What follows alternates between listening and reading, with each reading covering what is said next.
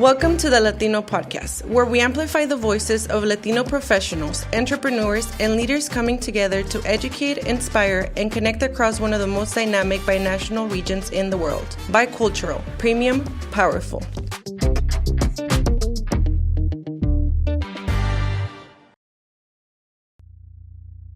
Hey, Sean Gomez. Welcome to another episode of the Lawtino, where we bring together law and our Latino community. We feature judges, attorneys, community leaders, elected officials, leaders in different spaces, sports, art, cuisine. And this episode is brought to you, as always, by our sponsor, Gomez Trial Attorneys. We are a full-service consumer rights law firm that offers the very highest level of legal representation to consumers that have suffered personal injury, wrongful employment practices, civil rights abuses, defective and dangerous drugs, and unscrupulous corporations. You know, we offer these languages in both the Spanish and English languages in a culturally sensitive way. So we call ourselves binational, bicultural, and best in class. I'm joined here, as always, by my co-host, David Arreguin, a former guest of ours. I recruited him. I brought him on basically to recruit him to the firm, and now he's in with us. He runs our California-Mexico cross-border corridor practice. He's also really a guy who's well-connected in the community, and he opened my eyes to our amazing guest today, who I think I'm going to spend a lot of time studying, buying his stuff. Hopefully, he's got a big event coming up that I'm excited to be part of. But I'm super excited to hear from our guest today. So who did you convince to come see us today, David? Well, I was able to get this real personality from San Diego, originally from Guadalajara, and he'll get more into that.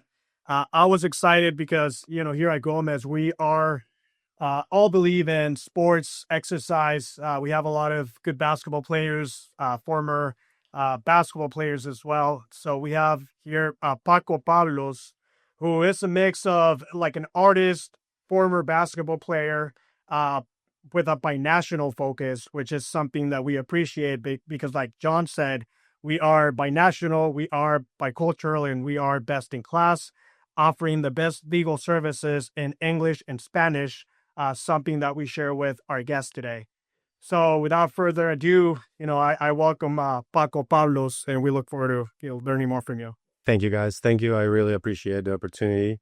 I appreciate everyone that wants to make their platform binational matters, because I believe that where we are, at least where we stand in San Diego, it's one of the most important things that, we should be focusing in, the relationships that we have binationally. To be sure, we are, as we stand in this room, like a very short drive, to the border. And really, it's seamless. A lot of our team members cross every day. We're down there a lot. And we view it as just one larger community, and despite this attempt to artificially separate us. And so I'm very happy to have you on. So what we like to do is kind of talk a little bit about how you grew up, what your interests were, and kind of what led you to this point in your life. Okay. Yeah. Like David said, I'm original from Guadalajara, born and raised. Ever since I was a kid, I've been a creative mind. I've always been drawing, doing some kind of art on the notebooks or on the walls or wherever I had the opportunity to. So that was my experience growing up until I would say around middle school, when I had a growth spurt that took me from, I don't know, from 5'8" to probably 6'4" in 2-3 years. So that changed my whole focus on the arts first, instead of, now, all right, I'm tall and I'm athletic. I can move easily. Let's try sports, and my dad was a professional basketball player. He was always in relationships with with people that matter in the industry. And I remember his words. He said, if you decide that you want to play basketball, I'm going to take you to the best that the best that you're going to find here, because once you are competing with the best, that's the best experience you can have, because you're going to learn from the best, literally the best option that you have. You're going to have access to it, so it doesn't matter if you're bad at the beginning. It doesn't matter you're starting. The important part is to learn from the people on top, so that was always something that I kept in mind, and the opportunity of growing in the sports led me to be able to represent my state in national tournaments, and also my university in university tournaments, as well as my country in international tournaments. So that on its own helped me to open my perspective on things, because obviously you only know what you know. But when you are put in a position where you are actually experiencing different points of view, different perspectives, international views, then you yourself, within yourself, you say, you know what, there's more than what I'm used to. And that's what pushed me to be, okay, I want to go to the United States. So I was able to, on my last trains of the sports, because, injuries or whatever, I was able to be still good enough players to have a position in the junior college year, which allowed me the legal entry, which is its own thing, its own situation, So now that I was a student under a student visa, now I could start focusing on the things like that, which was sports and, the daily life. Yeah, so it's so interesting, as you talk about basketball as a means of allowing you to see different perspectives, different viewpoints, different cultures, and it's what eventually allowed you to come here. I was just talking to one of our lawyers here about, the real internationalization of the NBA. Like, if you went back 30 years ago, yeah, sure, some guys, but now, arguably the best players in the world are not from here anymore. Yeah, I think there's a lot of narratives that can go into that, because to your point, I remember what was in 1997, I believe that was when Horacio Llamas was the first ever Mexican born player to play there. So that opened the door for Eduardo Nájera, for all of the next ones, right, coming up. But I do think that one of the biggest issues that we as Americans have is that we believe that just because we're Americans, we're better than everyone. When if you put that in perspective, 30 years ago, we had one Mexican player, right? And Europeans were counted with the fingers. Right. The reason why is because there was no interest. They were not interested in coming here, because they were getting paid a lot of money too in Europe. You have this case of Tony Kukoc. Tony Kukoc, to play with the Bulls. He even said it in the documentary. I didn't want to go there. Why? I'm getting paid here, and I'm going to a place that I might not be like. So why do I want to? So there was a breakage where all these players started saying, you know what, let's go. And I do believe that was the turnaround, because now we have players like Jokic that are dominating the league. And where did you come from? It's just things that we are not aware. Right. You talk about, we'll get to art in your business and those things and the great events that you have coming up in a little bit, but you talk about, hey, as Americans, we think basketball was invented here. Also baseball. And I know that you have done some pieces, documenting the World Series championship of the Dodgers and their best player, who's like the best player ever, perhaps. And where's that guy from? Yeah, Japan. So it's exactly my point, right? Because it's not that we're close to get, the narrative, oh, no, they're better than us. It's just that we believe we are because it's all we see. The reality is Ohtani came and he just took over the league. Just like all of these European players, it's just the opportunities. Once the leagues decide to give the opportunity for foreign players, that's where, the dynamics and all of these, points that are very beneficial for both leagues, for any league, It's just the nature of the beast. Yeah, I mean, it kind of leads to a larger issue. It's just, access. It's just being in an environment. We're starting to more and more look to, especially Latin America. We have, emphasis on Spanish, English, bilingual capabilities. And, professionals down there, those who have committed their, lives to study, you know, um, at least in some parts of that part of the world are a bit stymied in their progression. You give them a chance up here and they just crush it, and so it's just access, right? Yeah, I have to say that I connect with the words that you just said, just because when you're down there, anywhere, when you're outside United States and you are connected or wired in a way that you can overcome all the obstacles and all of the sacrifices that someone that has to move their life to another country, when you give that opportunity to someone, they're going to excel because they're wired differently, and this is something that I tell my friends that have experienced something similar to me, when you have to leave all your life behind just because you believe that there's something more that you are looking, or you're willing, to commit out, to get all the sacrifices that it requires in order for you to get there. Like, I remember, when I first got here, I spent my first birthday alone, just because you don't have anyone. I came here with the idea that I was going to stay with someone. Then things change, and that's life. Nobody can sit and cry and say, "Oh my God." No.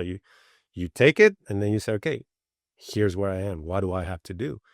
But a lot of people, when things go south, they just say, no, it's not for me. I'm out. But the people that actually succeed is the people that never give up. I do believe that all of these dreamers would have accomplished their dreams if they had more time. It's just that most people hear and know, and they just give up. They say, "Oh," but they don't say why, or they don't say, "But wait," And when you have someone that is wired like us, that are willing to take all of it, we take notes and we collect them. We look for them, because that's going to teach us what are we doing wrong in order for the next one to be right. So I feel like it's that resilience mentality, especially coming from Mexico, right? For you, you're hours away on a plane, families far away. For me, it was a different process because, I was raised in Tijuana, which basically it's right across. But it's still that, division from the border, the fact that you arrive here and again, you don't really have a community. It takes a little time to get that community. So you got to push through. But especially for you coming from a little far away, it's harder. But I think a lot of the mentality that we were talking about with, going back to basketball, the mentality from these other players coming into the NBA, I feel like what changed the game was the mentality and the way that they trained over there. The U.S. was more about power and force. And I feel like Europe, Mexico, some of these players like Nájera or Horacio Lamas, who I see on your post that you hang out with all the time for some reason, right? I feel like that the mentality is what actually changed the game. Would you agree with that? yes, I do believe that the mentality has a lot to do with with the development of the players. But I believe that at the end of the day, it's timing and opportunity, because even if you had all the Jokic in the world, if timing was not right, the NBA was not gonna allow it. So I do believe that everything goes hand in hand, and just like evolution. When I started the first play, I mean, fives and fours were big guys, and they were just strong shacks. Now there's not a shack. There's nothing like that. It's just the evolution of the game. And that came in play because you started to have different ways to play around the world. So it's just like everything. Just because we do law here, it's not the same that it's going to be applied in China, or it's going to be applied in Mexico, or it's going to be, just because it's different, perspectives, different rules, different everything. But when you are able to combine all of them and play in the same league, now you have to adapt on a way that everything's going to be coordinated for them to play along. So I believe that it's the evolution and timing of everything.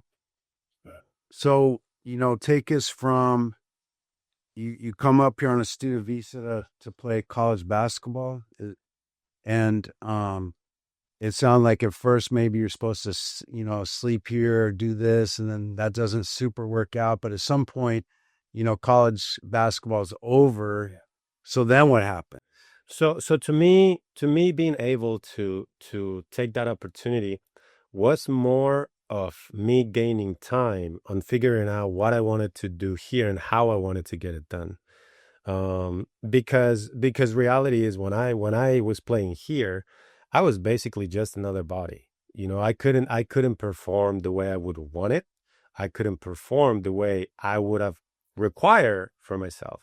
But when you're in a situation that you have to take opportunities, this opportunity on maybe have bad games all the time was never going to be more important to figure it out a way that you're going to be able to stay here and, fight for what you want. So after my playing time, I moved with one of my uncles that they have a company here, a freight company, cross border.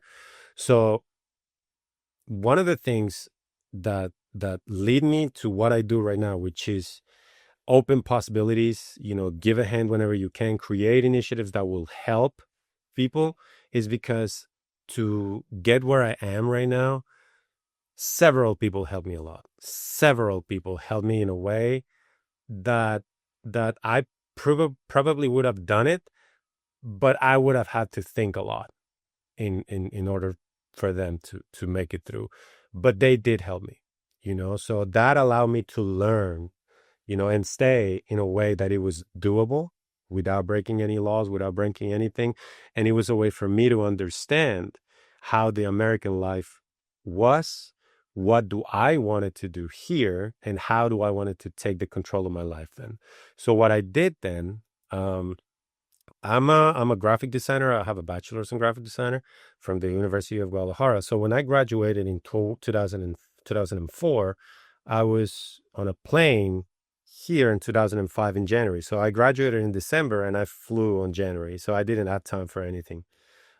So from that point to 2009, the University of Guadalajara came up with this article that said that if you didn't get your professional diploma, right after or let 5 years pass, you will have to go again and take another course and, go to another semester and things like that. So that allowed me to have an opportunity to say, you know what? I know what this is. I know how American life plays out and where I am right now. Let me go back to Guadalajara. Let me get my diploma. Let me take a break. Let me see what I really want, So because you got to think about it. I mean, the opportunities, the labor that I was able to do, I was a warehouse manager, and I was a graphic designer already. So anything would be better than what I was doing, So the clash, my mentality clash, and I don't want to call it ego because it wasn't ego, but the clash that I had of thinking, what am I doing here? If I am, putting pallets together and doing all that, just fighting for my dream, when if I go back, I could actually leave, a better lifestyle. I have my dad's a surgeon, so it's not like I was struggling. We were not struggling. We were not the richest by far, but we were not struggling. We have a good upbringing, but at the same time, that mentality is why am I struggling here? And one of the things that I remember the most when I was working in the warehouses, they would get these marine containers from Long Beach, and they would bring them from China, and they were full with bags of beans, the little bags of beans. And part of the work was to pallet all of the bags, so we would have a container with 500 bags that it's like, I don't know, 50 pounds each, 70 pounds each. And you would have to put one by one, 25 by pallet. And it was like 25 pallets, something like that, So I remember my dad visited me once, and I was super ashamed of it because because I saw him taking pictures, and in my head I was like, I don't want to be seen like this because this is not who I am. So I went and confronted my dad. I told him, hey, you know what? I don't appreciate you taking pictures of it just because it's not my favorite place right now. And what he said stuck with me forever, because he said, what you're doing right now is what's solidifying what you're going to do in the future. So basically, he said, in order to lead, you need to follow. So that was a very, very, very important,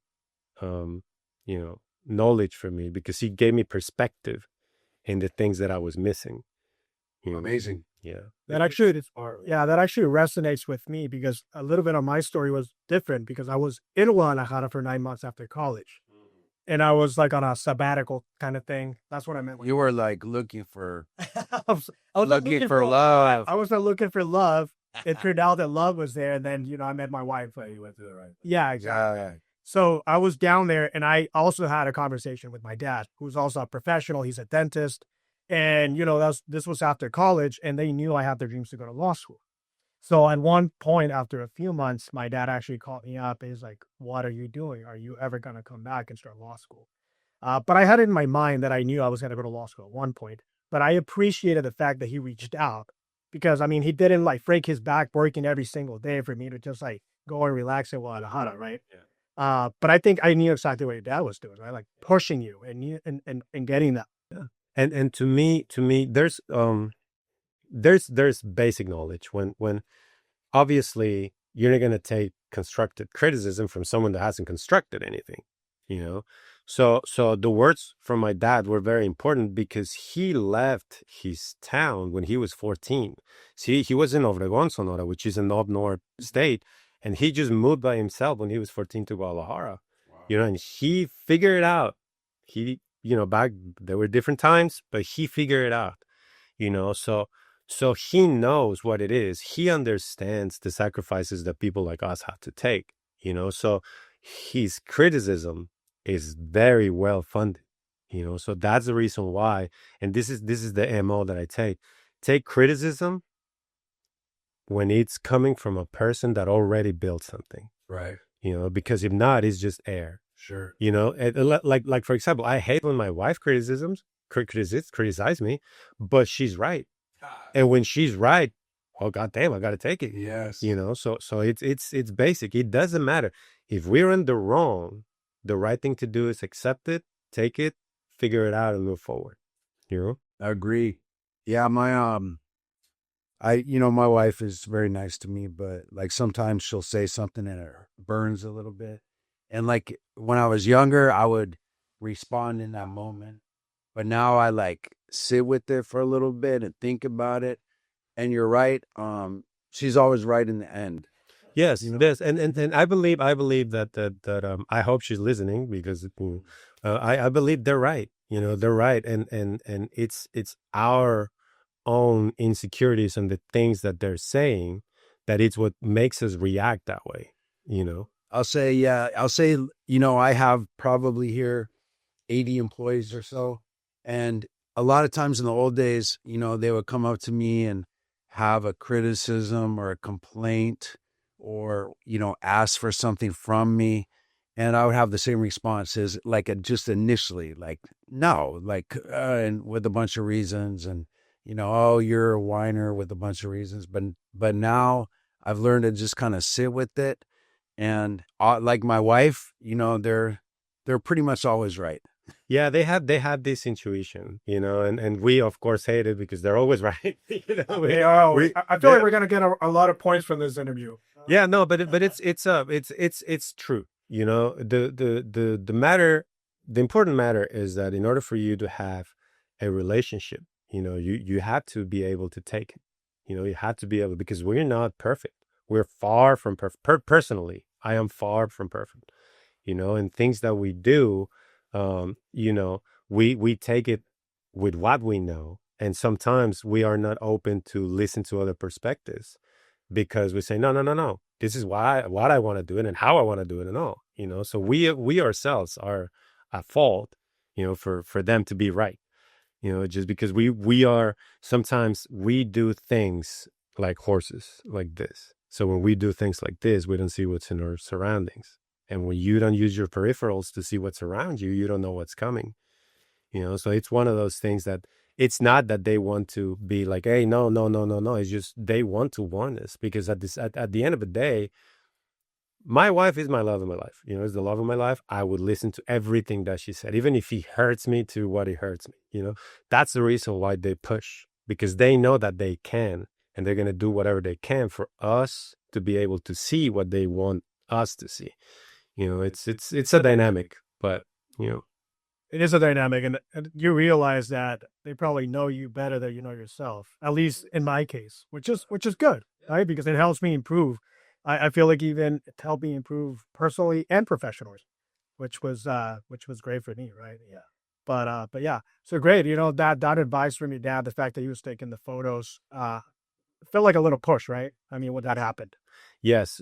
Like I said, at the time, it was a tough pill to swallow, just because you don't understand it, but he was 100% right. I would love to see those pictures. I would love to see and show them and say, this is how far we've come. Yeah. But those are personal, things that build your character or build the persona that you're eventually going to become. How did you get from stacking pallets and bags of beans into your, your studied field back into art? So when I went back to Guadalajara, I got my diploma. I stayed there for a year. And that year allowed me to say, you know what? I love art. I'm going to do what I can. If I have to sleep under a bridge, well, so be it. I'm going to do what I want to do, because this is what I love. So when I came back, I stayed for a little while with my uncle again. I did not want to partake again in the warehouse situation. But I wanted something more, so I started to work as a professional graphic designer in the nightclub industry, where they allow me to, well, to begin with, I started as in the nightclub industry. I started as a security staff Here in San Diego? Here in San Diego, in Stingery. Oh, I remember that place. Yeah. The funny thing is that not a year prior, like probably 6 months prior of me started working there, I don't know if you guys remember Stingery, but you used to have like a big window at the front, and that would be like the main entrance. Yeah. So there was a time, I don't remember the day, but a taxi cab. I remember that drove in front. I was like 2 feet away from that No window. way. I was saying goodbye to whoever turned out to be my boss again. So when I turned around, I saw the cab coming and all the people just mashing in the window. Wow. So I was like, what happened? So and a lot of people got hurt, right? Yeah, I think that a person lost a leg. Oh gosh. Yeah, it was apparently the guy, fall asleep or whatever, but it was quite an impact. It was quite, that was a big deal. Yeah. So that day was when I said, well, you know what, if I can work here, I will, so that's what started the whole thing. So when I started to work there, before I started to have the graphic designer gigs, to flyers and all that, I used my first tax return on buying the materials that I wanted. I remember that back then I decided that I wanted to be an artist. It doesn't matter what it was going to be. I wanted to be an artist. And when I got my first tax return, I remember that there was a lot of Jordans that I wanted, or there was clothes that I wanted, or things like that. But something inside me said, no. Grab that money, buy yourself a laptop, and buy yourself a tablet, a drawing tablet. And that's how it started. Because once I got that, I remember when I was in college, I used to hate digital art because I thought that it was cheating, but then I started to appreciate what it was and the things that I could create, in certain ways that it's not that I couldn't on the tangible paintings, but it was easier and more manageable and giving more range of things. Exactly. So I started to embrace, digital art. And I remember I started to make cartoons or drawings about the Bottle Girls or the experience that we had, the night before, or things like that.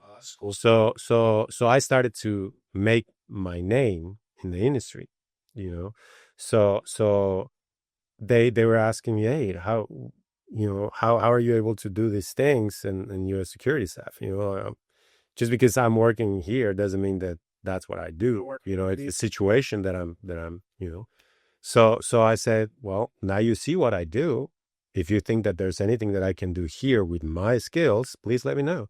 So I started the graphic design. They started to commission me to do the posters for the events and whatever. This is for the for Clark. Stingeries, yes, Okay. yes, for corporate. I actually read on one of your interviews that you would take advantage of the connections that you made at a particular place. So I'm assuming, like from Stingery, you get a bunch of contacts, people coming in. So my biggest learning process was to understand to ask a question, because nothing of my career would have happened if I would have not decided to ask the question. Because I asked the question, say, is my skill set useful for something else? Yes, here's the flyers. You can get them done. Then my question was, okay, it's cool and I appreciate the flyers and all, but I want something more. Can I present a painting for the next talent? Because back in the day, I don't know now, I haven't been in the nightclub industry in a long time, but back in the day, Beyonce could have been in the nightclub, Drake could have been in the nightclub. All these big names, they would just show up in the nightclub, So I knew that by creating a name, by doing something to celebrities, your name would be around faster. It's basically marketing. So I started to take advantage of those opportunities, and it pay off, because my first talent was Waka Flocka. He was a very famous rapper back in the day, and Instagram was starting. So when he posted the image, we got like 6,000 likes, and that was a world of likes. That was unheard of, and that's how it started. Because now I'm not only delivering something that I want to do, but now the nightclub and the talent that's coming is asking for the paintings. Now you had the next several talent that came over starting to, hey, I saw that you guys did that for that. Can I get one? So they start to ask. Now you have, I don't remember exactly all of them, but I remember even Drake got one. Like I got commissioned to do a lot for these big names, in the nightclub industry, and one thing led to another. When you understand that asking the right questions will open doors, it's just a matter to formulate them. And that's what I did back in the day. Now I have experience doing this in Stingery. What would happen if I go to Flux? What would happen if I go to Park? What would happen if I go to all of the other nights? These are all the places I used to go, David. You don't know any of them, but I've been to Park, maybe. Park's still around. Park. We're still around Yeah. in college. Flux is not there. I did go to that one back then. So. Yeah. So now you understand that connecting the dots in something that it's playing in front of you. What I did extra was, now that I was seeing that I was starting to get some kind of a name or whatever, I started to understand Instagram, and I started to see important people following me. Like I remember when I first saw George Lopez following me, that was like, oh, George Lopez, so in my head, I'm always like, okay, this is what you have. What can you create with this? So you understand that in order for people to help you, you got to help them. You got to understand that you have to help them first in order for them to be accessible or flexible to whatever. So when George started following me, I just asked him a question. So you reach out? Yeah, I reached out to him. I said, George, I love what you're doing. Big fan.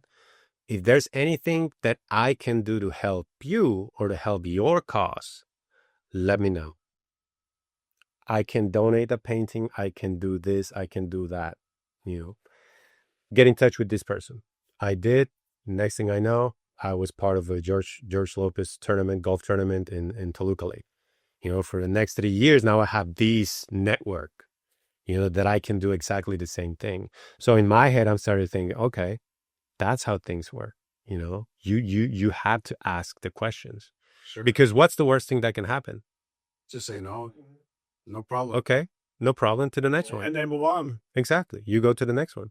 So once you understand that asking the right questions in the right place of the right people, will open the doors. So now you just have to be very strategic on how you knock on those doors.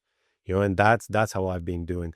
This whole time, Pako Pablos has been the face of an artist, which the art is just the vehicle for me to being able to create bigger and broader things. The art is just the vehicle for me to be able to get into places, for me to get able to be recognized for something, for me to be able to do that. But in reality, the art is just the vehicle that allow me to get into these big doors, government doors, or very important brand doors, or things like that, where I can present my initiatives, where I can present my projects and make them happen just because I know what I'm doing and I know what I'm talking about. So that's the reason why things happen. That's the reason why people, if you follow me online, I don't really post a lot, but when I post, it's something that it's gonna blow your mind because you have no expectation whatsoever. I can't wait. Yeah. So it's kind of the MO. I know it's not the way that people do it right now, just because right now everyone, they have schedules. You have to post 3 stories every day. You have to post 2 reels every week. You have to, no. My thing, what I give you is what I am. I'm not going to tell you artificially. No, because people catch that. When I believe that the reason why I was able to get to where I am right now, the art is good, but it's not the best. I've never said that. The important part is that people saw and feel that I am real, that I am organic, that I'm not a facade. What I do is what I do, and what I say I'm going to do, it's what I do. There's no circles around. There's no gray areas. No. If I say I'm going to do something, I get it done. It might take a little longer than expected, but I always get it done. Just because that's what it should be. If you want to do something, commit to it, and get it done. Hey, I have a question about Instagram and how it works. You know a lot about Instagram. You're pretty good too. And so you were talking about how, like, you put your stuff out there, you're getting these followers, you reach out, you're growing your brand, your presence. And so I was thinking, hey, you know what? I've lately been seeing this guy. He's this political cartoonist, a Chicano guy. He does some about ICE and, Trump and immigration. What was that guy's name? And then I pick up my phone and it's the first story. So did Instagram hear us and then give that to me or read my mind? How did that happen? And his name is Lalo Acares, and he does like, yeah, you say him, yeah. Oh wow, yeah, okay. Yeah, he's very popular. He's very famous. Yeah, get his stuff, I'm like, wow, like, and so for him, I imagine this time, he's, looking for those connections like you did. Yeah, I think that once you are in a position where you understand what you have to reach at your reach, it's you have a broader understanding of how you can, I don't want to say manipulate the situation, but how you can dictate the strategy that you're going to take. It's a chess game at the end of the day. You have to see what not chess, but what cards you have in your deck, and then you play your hand. Yeah, there are very different approaches. And from what I've seen on your Instagram, it's very like organic, right? And you still have like 100,000 followers or more, I have right? like 130. Which to do that organically is extremely hard without putting money into it. Well, now one thing that you got to keep in mind is that the opportunities that I created for myself were in the biggest platforms. So if you hit something on Instagram, it's not going to be the same if you do it in the city of Hemet in California, that if you do it with the government of Mexico in Cámara de Diputados, with senators, with all this, that you're on the floor, you have American flag, Mexican flag, escondido flag, you're behind it, you have your own podium. You know what I mean? Everything is about visuals. Right. So after the contest, I jumped like 50,000 followers. Because it makes sense. It's a nationwide contest. You have a country of, I don't know how many millions people, 150 something million people Mexico must have. You have all these people some way, somehow hearing of you. Do you feel that also, like, for example, you have photos with all these celebrities, these rappers, basketball players, and it doesn't seem like you're taking a photo as a fan, but more as a collaborator, right? Because you're sitting down with them and actually having a conversation. So that has an impact, right? Because people like the fact that you are connecting with these people, not just taking photos of them. So the answer to that is yes. The difference is that I sit at the table with them. I'm not a fan. Obviously, I'm a fan on a personal level, but at the events, we're on the same table. We are guests. We are part of the same event. There's no difference. You might be Michael Jordan in basketball, but what tells you that I'm not the Michael Jordan of art? We're sitting on the same table. I'm eating the same caviar you are. So what's the difference? We're in different industries. That's all. That's a big difference of everything. Because yes, it's really cool to have pictures with your idols and stuff, but I don't do it because of that. I do it because I get commission to get to these people. So it's a small difference, but it's a huge narrative difference. You said you were talking about your art being a vehicle, or an access point for your initiatives, things that you care about. So tell us about that. Yeah, like I said, it's I'm always been a very, very, very big believer into you have a bag of tools and you are responsible for all the tools that you have. It's your responsibility to use them all. So I have a lot of tools in my bag. I know how to speak. I know how to carry myself. I know how to do things. I know how to speak to media. I know how to do art. I know how to do all of these things that when you put them together, they give you the opportunity to push further, because it's not the same if, for example, you start to talk to me and you say, oh, you look like you know what you're saying. But if you on the street and a homeless person come over and tells you the same thing, who are you going to believe the most? Right. So it's just a matter of how you present yourself, how to carry, how do you deliver what you want to do? This is a part of what I was saying about my TEDx talk. I explain in the talk, I say, obviously it's on the art industry, but it's applied to life because it's called creativity beyond the canvas. But I just talk about how your craft is just the 10% of what you need to do. We artists, we believe that everything that we need to do has to do, it's just paint, take pictures or that. That's far from the truth. That's, like I said, that's just 10%. You still need to go to events to network. You still need to go and learn things that you don't want to learn. Most of us artists are introverts. We don't want to deal with people, but if you want to make it, you have to deal with people. You have to understand that you have to talk to people that you might not even like, but it's optics, it's visuals, it's the things that matter, is how you start to control the narrative around you. So all of those things go hand in hand. And it's not only in the art field. Like I said, it's applicable everywhere. Yeah, to be sure. I mean, we're always hitting our lawyers over the head here, because a lot of lawyers are like artists or maybe authors or writers. They bury their head in their work and they don't want to go talk to people. They can't be bothered. They're a little bit antisocial. But, if they listen to you and the law, the actual practice of law is 10% of the whole self, that's a good lesson for all of us. Well, it's generating the business, right? Which is, what John has been good at, what you've been good at. And it's managing that brand, making sure that it's out there, right? And how do you do that? Well, yeah, you can do like billboards and, interviews, but the fact that you are going out there, now they connect the brand to yourself and that you're talking to the people. And I like what you said about the fact that your art is like your product that you're presenting. However, you got to take it further, right? Yes, because you got to understand, me as Pako Pablos, everywhere that I go, that it's in a professional setting, it's going to be judged in a different standard, So therefore, my brand is exclusivity, limited editions, high end, high profile, all of these things. I cannot do anything that it's outside those guidelines because it goes against the brand. So everything that I say has to be a certain way. Everything that I do has to be a certain way, just because of the guidelines. That doesn't mean that I don't do things out of them, but I do them when cameras are not around or when I can be my free of myself, when I can be with family, when I can be, my goofy self, when I can be all of these things.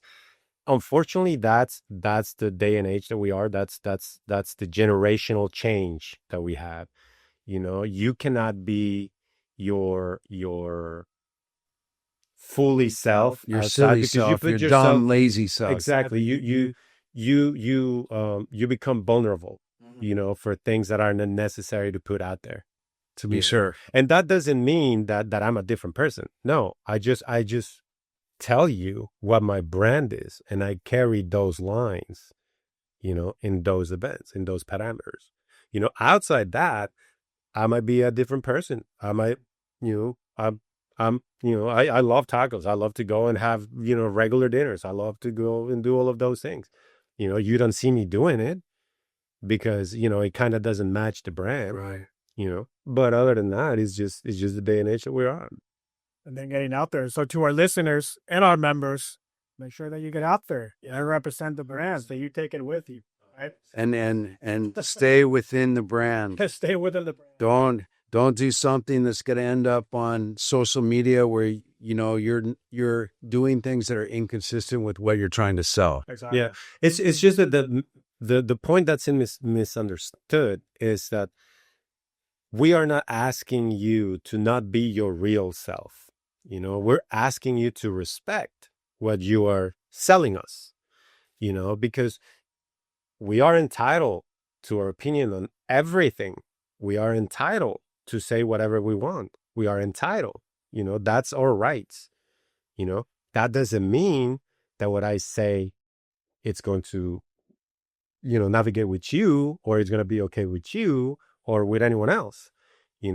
That's the risk you take when you want to go out of your brand, because you got to understand, your Instagram is your fans, and those fans want to hear from you and what you do and what you show them. So if all of a sudden you show something different, now people are going to be like, wait a second, that's not what I signed up for. Stay within your line. Exactly. So stay within what you want to do, or be dynamic enough where you can be jumping from industries. So you can. That's kind of what I do. I jump from industries because everything is pretty much the same, just with different words. As long as you are respectful, as long as your work speaks for itself, you don't need anything else. All the doors are going to open. Yeah, and talking about the brand, because you were explaining to us that you have the artist and you have the studio. Talk to us a little bit about your art, how basketball influenced your art, how you connected it with your background in Mexico, the Aztec. I think it's pretty impressive. I mean, we have it up here. We're just admiring the art. Will you talk to us a little bit about that? So most of my subject of art has always been entertainment. It's always been pop culture. It's always been what I grew up with. When I grew up in Guadalajara back in the days when Americana was hitting hard, we have all the Gatorades, all the McDonald's, all the Michael Jordans coming in, all the Nike sneakers, all of this Americana culture came in. So for my generation, it's what we attach from those times. Everyone, we're the same age. I'm pretty sure that if you saw, I don't know, a He-Man toy, you're going to feel some kind of way because it's nostalgic. You, oh my God, I saw that toy when I was a kid. So to me, that's what I wanted to portray in my pieces. I wanted to make sure that what I present to you, it's the person that you're aware and that but in a different angle. So it's something that you might have not seen or you might have not considered. And the basketball aspect, that comes because I'm very proud of my cultures. I'm very proud of my roots. I've always say I'm Mexican everywhere I go. No strings, nothing else there. I'm what I am, and I've always wanted to carry that in my art, in what I do. And one of the things that I was able to do that was to modernize our ball game for Mayas and Aztecs, the ball game that represents our culture, our Latino culture, putting it as the origins of the basketball. So the ball game, the rules, you have to hit it with your hips. You have to, you don't use your hands. You don't do that, right? So the Aztec line starts with the silhouette that we all know that represents victory. If you are a basketball fan, you recognize that silhouette everywhere you go. When you do that and you change the ball for a head, and you create the narrative saying this represents victory because this represents the winner or the loser depending on the rules of that day, carrying the head of the opponent, of the enemy, as a sacrifice. So that is very powerful visuals in one image, so just carrying that idea allow me, to create a broader collection based on basketball, Yeah, here we have a warrior between the legs with the head. It looks Yeah. like about to dunk. That's it. Those are basically dunks. They are dunks on a representation. Yes, if you put the halo, I believe that the Origins ones is the only one that has the halo. Yeah. Because that's the one that sparked everything and all the collection. So it's all the same. It's basically a halo, but instead of being horizontal, it's vertical. That's the ball game. So it's the origins of the game. That's what I wanted to perpetuate.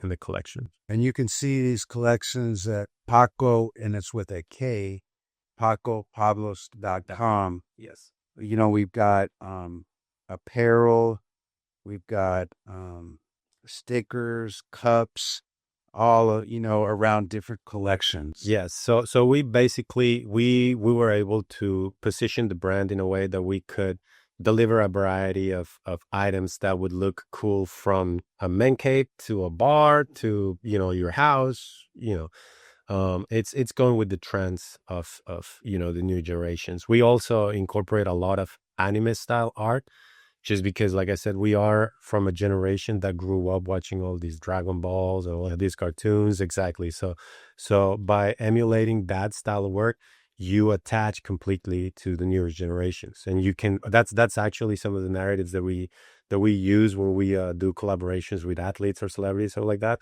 You just need to modernize your image. In order for you to do that, you need to be able to engage with the younger crowds. How do you engage with the younger crowds? You just get what you like. You just see what they like, and try to apply your brand in ways that it's going to work for them. You have all these kids going crazy for Pokemon cards. Then apply the same thing with your brand. Figure it out a way, be creative. And that was interesting because, Pokemon was in the 90s and now it's back. So that's something that we grew up with. And then suddenly it comes back. But, all of these things that you're saying, they come from study. You got to study your market. You got to study your public. And then, for example, what you're doing now with technology, you were talking about an app that you use to make your art lively, right? Come alive, basically. Exactly. Yeah. So how do you do that? Like, how do you get into the mentality, okay, let me apply technology to my art?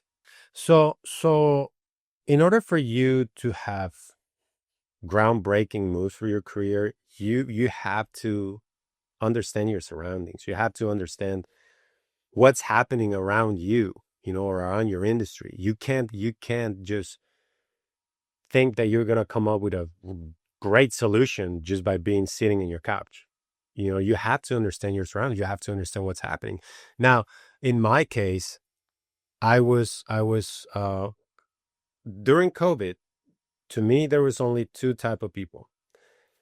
The ones that decided that they were going to take a sabbatical year and they say, oh, the government's sending me money. I don't need to do anything. I'm going to chill, which is perfectly fine, Or the other type that decided to take advantage of their time and figure it out new ways that they could come up with something, which was my case. I was pioneering on the use of augmented reality in fine art. We developed the app during COVID. We caught a lot of attention just because, it was very, it was an innovation that wasn't done before. Like I said, to the point where in interviews and media, TV, and all of these things, they started to name me to be the bridge between fine art and digital world because of the work that we did, and that opened us a lot of possibilities, but at the same time, you have to be aware of what's around you.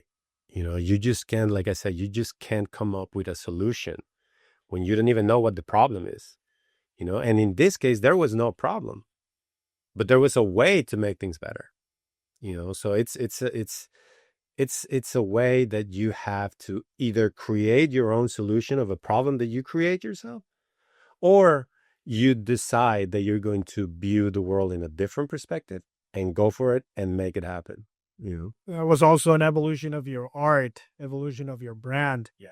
And then embracing technology. I know we were also talking about AI before the podcast. Yes. And you were also talking about the fact that you got to embrace AI, even though now you as a graphic designer can just go in and prompt it, right? But the fact that you are embracing it, I think that's what differentiate yourself from someone who's not embracing technology. I think that all of that just comes to the simple point of you got to adapt, and when you adapt, you understand that either the tools that are to your hand are completely worth the use, or you're not going to use them at all. But if you're not going to use them at all, you're wasting a lot of resources, because just because you don't see the value of something right away doesn't mean that the value is not there. It's up to you to figure it out a way where you can, incorporate all of these things. So it's just a matter when you try to come up with these type of things, it's a complex situation, because you don't exactly know where this is going to lead, but you know that you have something. So that's the reason why I'm very appreciative, as ironic as it sounds, appreciative of COVID, because it gave me the time to be able to develop it with my team, to develop the right idea, and not only to develop the right idea, but to be able to position it with a now Hall of Famer. The first collaboration we did with that was with Dominic Cruz, so it's not like we start small, so in order for us, that was a huge step forward, because it was something new that we were able to position with someone like Dominic, which I appreciate a lot. Ever since the beginning, he was one of the first ones to give me opportunities, and we developed a good relationship. But this is one of those things, that the destiny put this opportunity to say, hey, you're going to be able to create this, but you got to be ready, because you're going to put it in a big platform. And not only that, once we hit it with Dominic, that's when I received the letter from Warner Brothers saying that my LeBron James was going to be in Space Jam. So that on its own creates even more momentum. So what do you do as in strategies? What do you do? Keep pushing the momentum. Keep delivering things that are just going to keep bringing this momentum to nonstop. Yeah, that's super cool. And on the website, you guys at pakopablos.com, you can download the app, the Augmented Reality Series app. And according to the website, the reality series brings your apparel or art to life. Each unique image activates a mini cartoon. You just get the Pako Pablos app and point at your art or apparel and watch it come to life. Download the app and try it now. So you can do that right on the site. Yeah. And so I imagine I could, show my warrior and he would start moving and doing things. Yeah. So basically in the warrior collection, there's 5 samurais, and all of them, there's 3 categories, which are flying warriors, and sharpshooters, which are, all of them basketball related. But all of them have a different animation depending on what clan they are. Like, I believe like the flying warriors are fire. I think that the sharpshooters are ice. And I don't remember exactly the word, because those are like all collections, but they have a variety of animations and different things that put them together. That's super cool. And you were talking about the art in here. Are you able, you take the art and then you digitize it, and then you can create movement and action? So it's a process. What we do is we set the image in a way that is going to get recorded and analyzed by the app. And at the same time, we decide the content that we want to have, like a lot of people, they might have their grandma's portrait in their house. We may be able to bring her to life and say, hi, how you doing? Or, things like that. So it's depending on the context. Here, we can have the eagles coming to life, the flags waving. We can have you giving a speech. We can completely change the whole wall to a whole different thing. Super cool.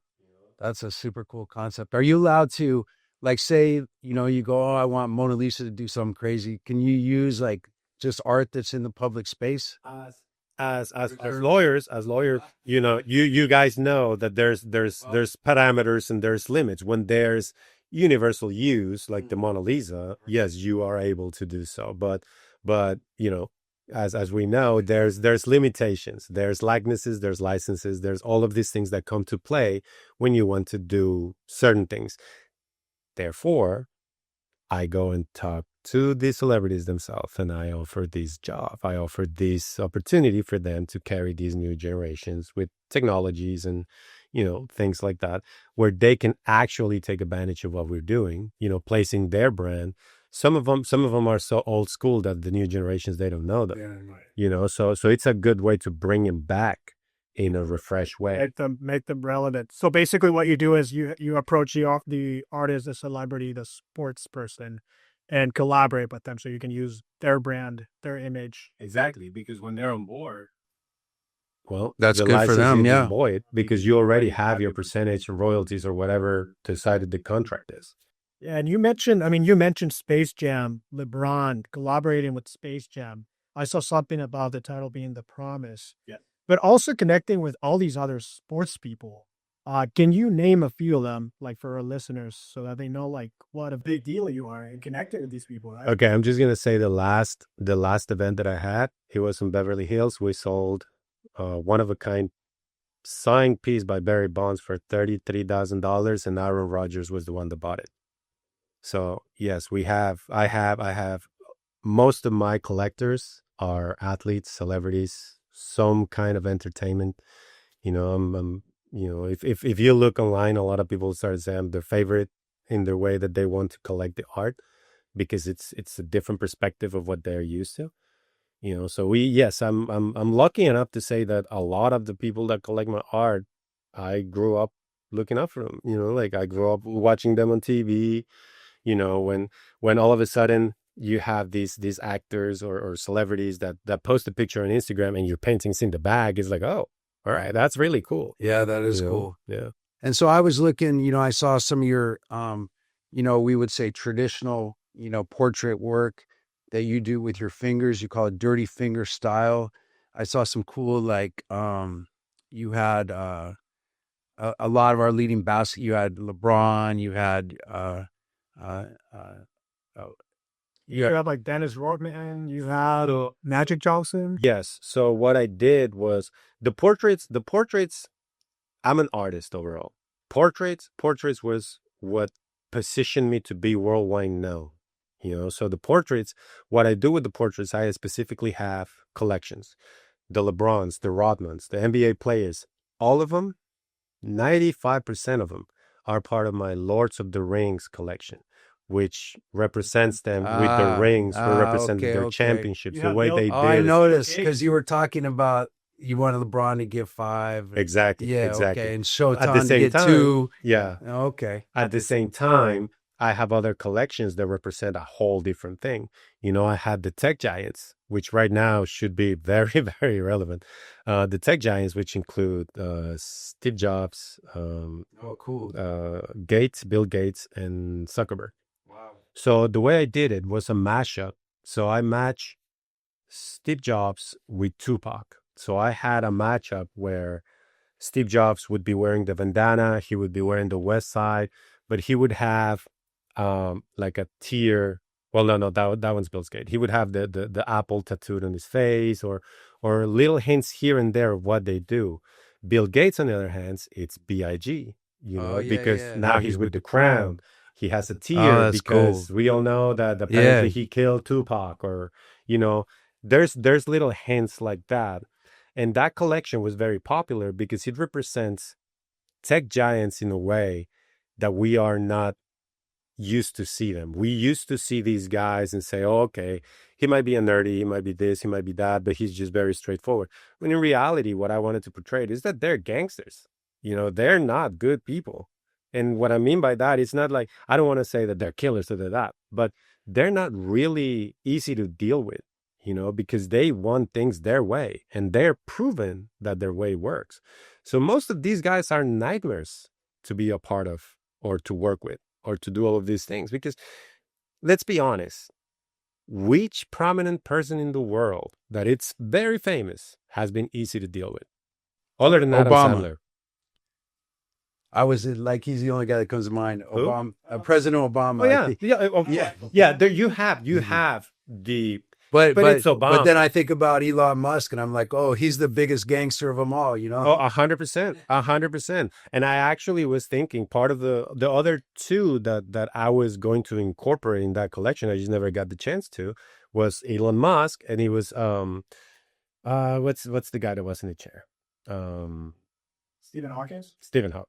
You know, so I was gonna put all of them as the collection of the tech giants, because at the end of the day, those are the biggest tech that we have. Are you gonna do a Donald Trump deal? I haven't. That guy's got a kind of interesting. I have a thing with Donald Trump. In 2016, during the elections, before the elections, I participated in a worldwide contest called Power and Politics, and it was coming from Talent House in London. I'm still am against, derogatory terms and narratives that are not real and that are just used to amplify a lie, so I come up with this illustration that went viral for obvious reasons. It was Hitler removing Trump's face as a mask. Oh, So that became Man, viral as I feel you like I can saw that. You probably have, because I think I liked it and reposted, like, if it was available to me. I kind of remember that. I've had accounts that repost that image millions of times. So I'm pretty sure that you've seen it, or at least you've come across with it. So Yeah. So we won the contest with that, and I became public enemy. Oh number one. yeah.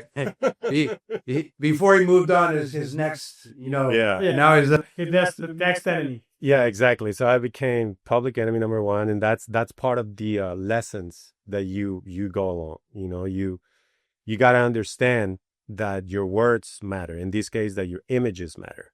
It allowed me to understand that I can no longer just post whatever I want, because it has weight.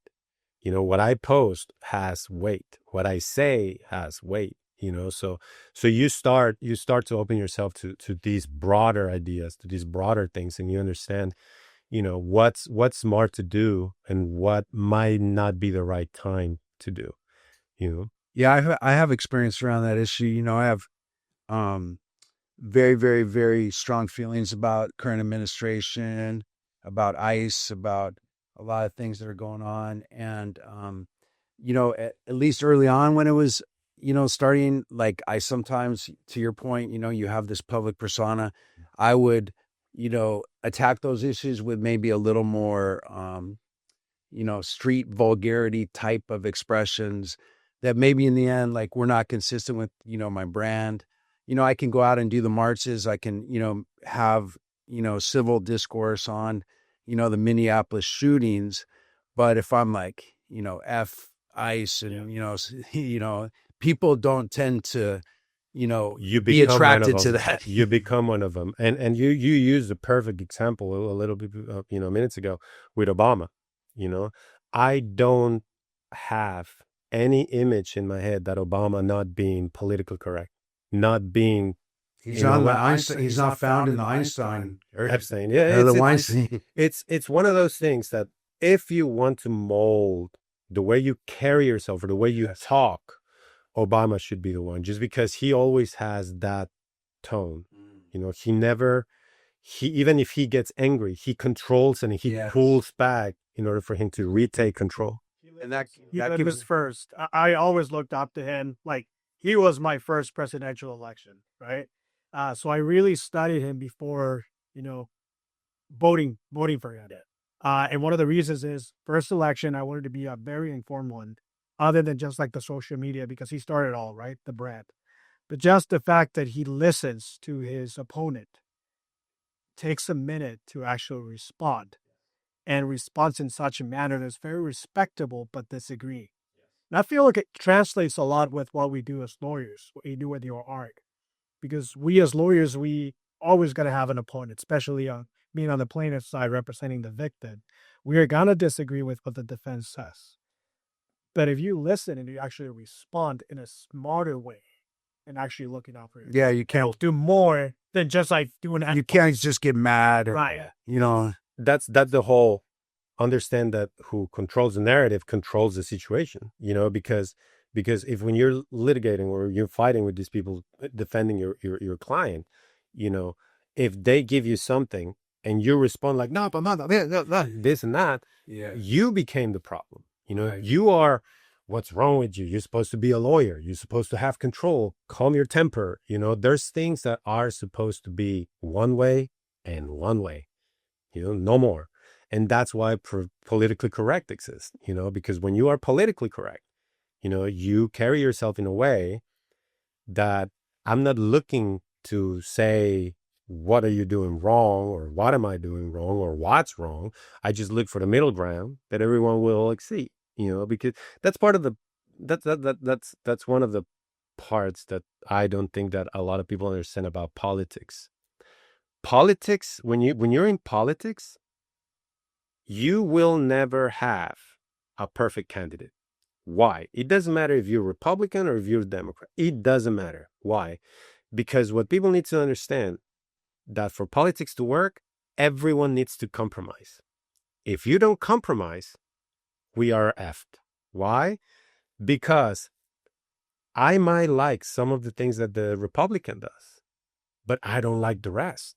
But if that rest is more than or less than what I like the Democrat, well, I need to go for whichever gets me the best. You know, that doesn't mean that all of what you say is what I like, but I'm willing to compromise the parts that I don't for the ones that I like. To be sure. Exactly. So as long as people understand that, you know, there shouldn't be an issue. The thing is that people don't know that. No. You know, they don't understand compromising. No. They always want what they want, how they want it. You know, and that's never going to work. Not in a society. So we know where, you know, the site is and where a lot of your products are. Where's the actual, you know, physical gallery? Yeah. Okay. So right now we have the information page under construction. If you go to pakopablostudios.com, you're going to see that it's under construction because we're revamping the new redesign of the page.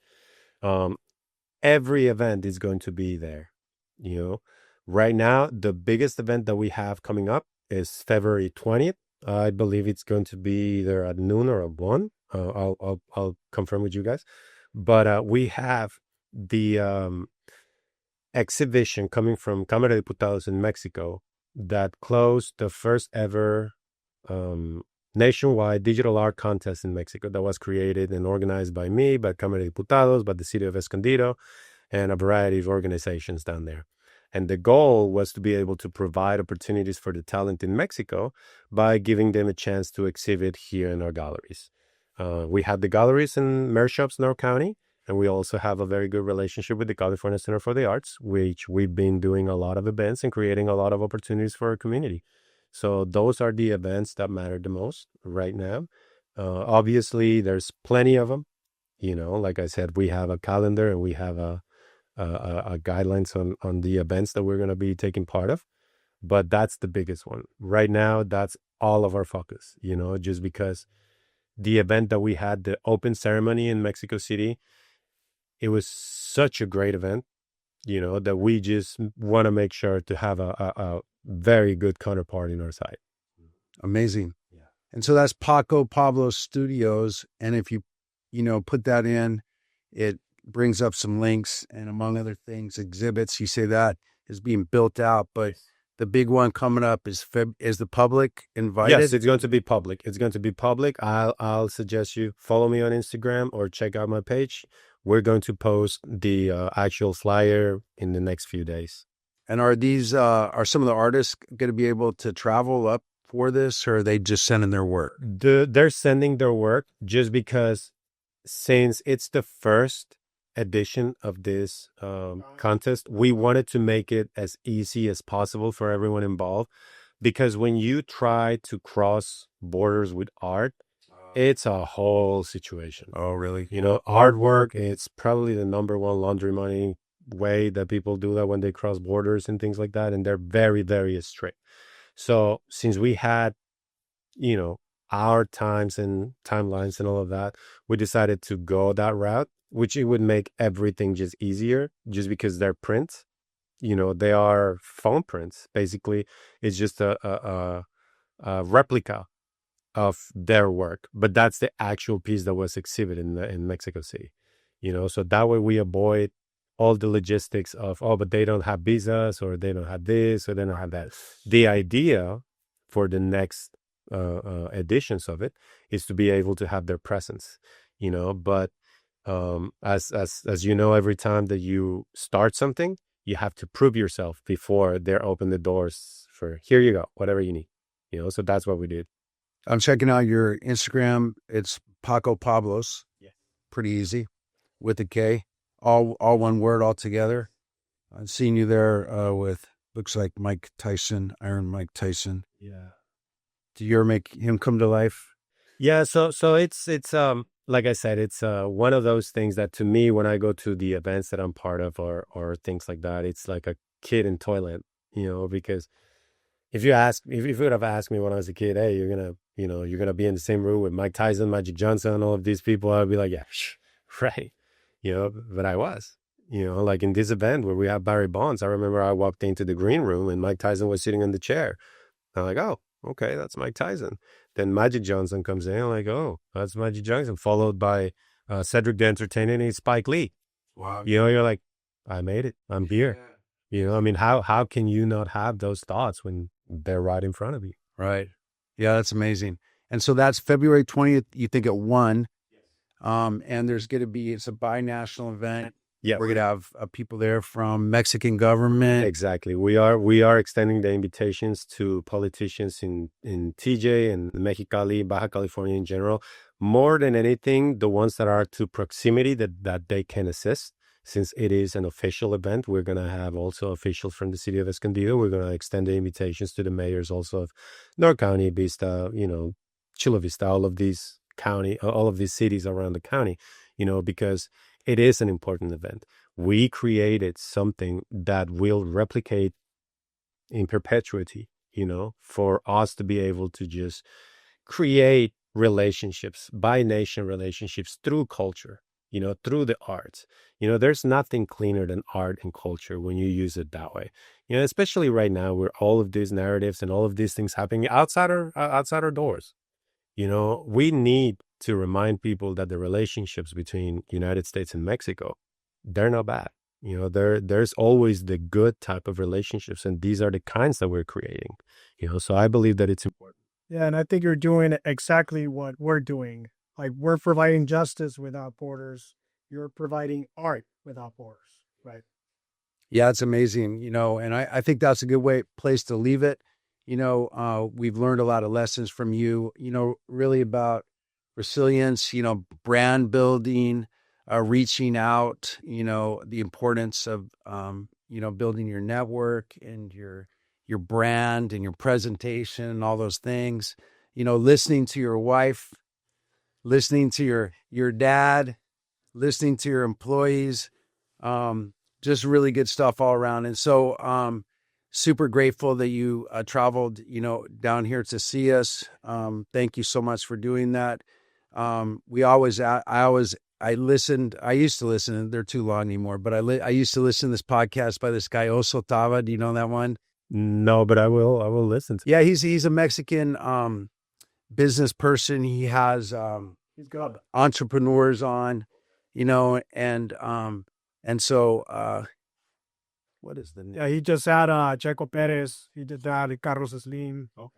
And I like his podcast. I like his setup, and I like the narrative more than anything. I think that when you have a podcast like that, and when you invite characters like the ones that you mentioned, it must be a great conversation. It's what they say, great minds, and it's elevating him along with them.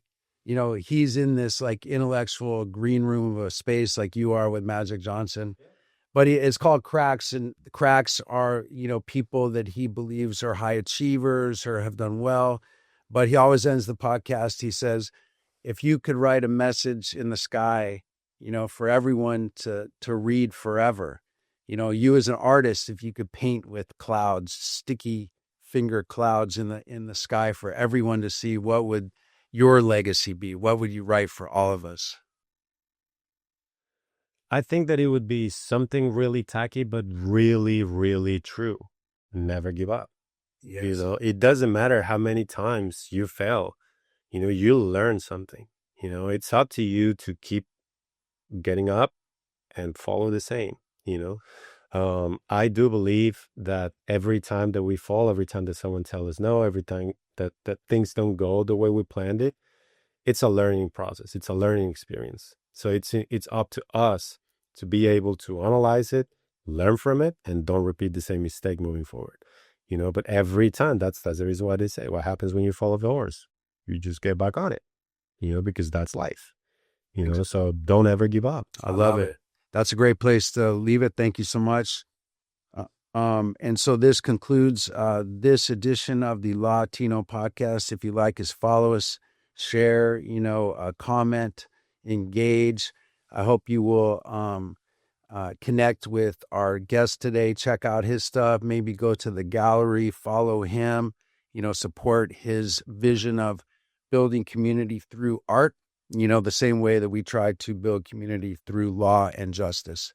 And so thanks again. It's been a pleasure, and I'm so glad we got to spend time together. Thank you, guys. I really appreciate your platform, and I wish you all the best. This is a great, great podcast. Thank you, sir.